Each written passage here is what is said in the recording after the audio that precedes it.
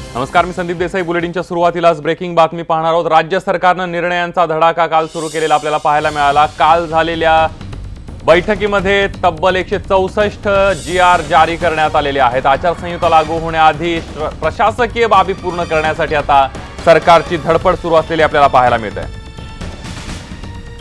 आपण बघतोय राज्य सरकारचा निर्णयांचा धडाका सुरू असलेला पाहायला मिळतोय. आपल्या सोबत आपले प्रतिनिधी विवेक कुलकर्णी आहेत. विवेक, आपण बघतोय की या आठवड्यामध्ये 2 बैठका झाल्या आणि कालच्या बैठकीमध्ये तब्बल 164 निर्णय घेण्यात आले आणि GR सुद्धा काढण्यात आले. संदीप, लोकसभा निवडणुकीची आचारसंहिता कधीही लागू शकते आणि त्याचमुळे राज्य सरकारनं निर्णयाचा धडाका लावलेला आहे.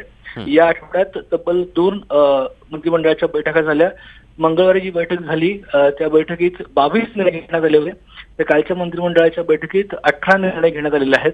त्याचबरोबर एखादा राज्य सरकार निर्णय घेतं त्यासाठी त्यांना GR काढावा लागतो आणि काल शुक्रवारच्या दिवशी राज्य सरकारनं तब्बल 164 GR जारी केलेले आहेत. GR म्हणजे त्यानुसार कामाची अंमलबजावणी सुरू होणार आहे आणि त्याकरता प्रशासन गतिमान व्हावं, लोकसभेच्या पार्श्वभूमीवर लोकांना जास्तीत जास्त फायदा व्हावा, आपले निर्णय लोकांपर्यंत जास्तीत जास्त पोहोचवावे याकरता सरकारनं निर्णयांचा धडाका लावलेला आहे आणि त्याचाच भाग म्हणून तब्बल 164 GR कालच्या दिवशी जारी करण्यात आलेले आहेत. अगदी धन्यवाद विवेक, तुम्ही दिलेल्या आहे संपूर्ण माहितीबद्दल. एकीकडे युतीबाबत स्पष्टता झाली असली तरी आघाडीमध्ये जागा वाटपाचा संभ्रम अजून कायम आहे. जागा वाटपावर अंतिम निर्णय घेण्यासाठी काँग्रेस आणि राष्ट्रवादीची आज महत्त्वाची बैठक होते. शरद पवार, काँग्रेसचे प्रदेशाध्यक्ष अशोक चव्हाण हे बैठकीला उपस्थित असणार आहेत. तर दुसरीकडे सुजय विखे पाटीलांबद्दल काही निर्णय होणार का याकडे सगळ्यांचं लक्ष लागलंय. नगर आणि औरंगाबादच्या जागांची अदलाबदल होणार असल्याची माहिती समजते. तर साताऱ्यातल्या जागेबद्दलही शरद पवार यांनी बैठक बोलावली आहे. उदयनराजे यांच्या साताऱ्यातल्या उमेदवारीबद्दल राष्ट्रवादीत मतभेद आहेत आणि त्यामुळे राष्ट्रवादीच्या बैठकींचं सत्र आज दिवसभर सुरू राहणार आहे.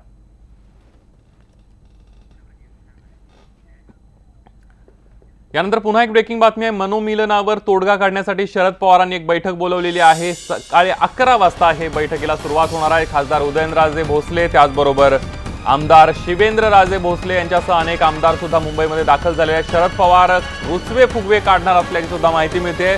तोडगा निघण्याची शक्यता आहे आणि यशवंतराव चव्हाण प्रतिष्ठान इथं ही बैठक होणार आहे. आणि सागर कुलकर्णी आपले प्रतिनिधी आपल्या सोबत आहेत. सागर, आज राष्ट्रवादींच्या बैठकांचं सत्र सुरू असलेलं आपल्याला पाहायला मिळतं. आज दिवसभरामध्ये खूप बैठका होणार आहेत. एकीकडे रुसवे फुगवे पक्षांतर्गत काढायचे आहेत तर दुसरीकडे जागा वाटपाचा तिढा राष्ट्रवादीला सोडवायचा आहे. संदीप, सकाळी 11 वाजता राष्ट्रवादी काँग्रेसच्या प्रदेश कार्यालयामध्ये सातारा जिल्ह्यातल्या राष्ट्रवादीतल्या अंतर्गत कलह कमी करण्याचा प्रयत्न पक्षाचे सर्वेसर्वा शरद पवार करणार आहेत. सकाळी 11 वाजता उदयन महाराज, त्याचप्रमाणे शिवेंद्रराजे, त्याचप्रमाणे स्थानिक जिल्हाध्यक्ष, राष्ट्रवादी काँग्रेसचे वेगवेगळे पदाधिकारी या बैठकीला येणार आहेत. गेल्या काही दिवसांमध्ये उदयन महाराजांच्या उमेदवारीवरून राष्ट्रवादी काँग्रेसच्या स्थानिक आमदारांचाच मोठ्या प्रमाणात विरोध आहे.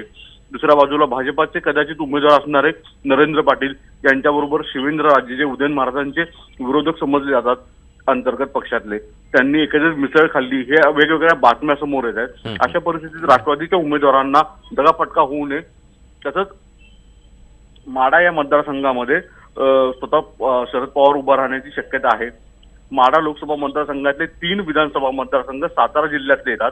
सातारामध्ये परिस्थिती जर आपण पाहिली तर साताराच्या इथे गोरे यांनी केलेले पवार साहेबांसमोरच्याच मीटिंगमध्ये गोंधळ या मुद्द्यावरनं सगळे या बैठकीमध्ये चर्चा होईल आणि रुसवे फुगवे काढण्याचा प्रयत्न शरद पवार आणि जयंत पाटील करतील असं म्हटलं जातं. अगदी धन्यवाद. महाआघाडीतली एक बातमी आहे. सपा आणि बसपाला महाआघाडीत आणण्याचे प्रयत्न सुरू आहेत. वंचित बहुजन आघाडी सोबत येण्याची शक्यता मावळली आणि त्यामुळे कुठेतरी सपा आणि बसपाला महाआघाडीत आणण्याचे प्रयत्न काँग्रेस राष्ट्रवादीकडून केले जात आहेत. आणि या सगळ्या पार्श्वभूमीवर मुस्लिम आणि बहुजन मतांचा आपण बघतोय मुस्लिम आणि बहुजन मतांचं विभाजन होऊ नये यासाठी हे प्रयत्न केले जात आहेत. त्यामुळे आता नेमकं यश त्यांना येतंय का हे बघावं लागणार आहे. समाजवादी पार्टी आणि बसपा महाआघाडीत सामील होणार का हे बघावं लागणार आहे.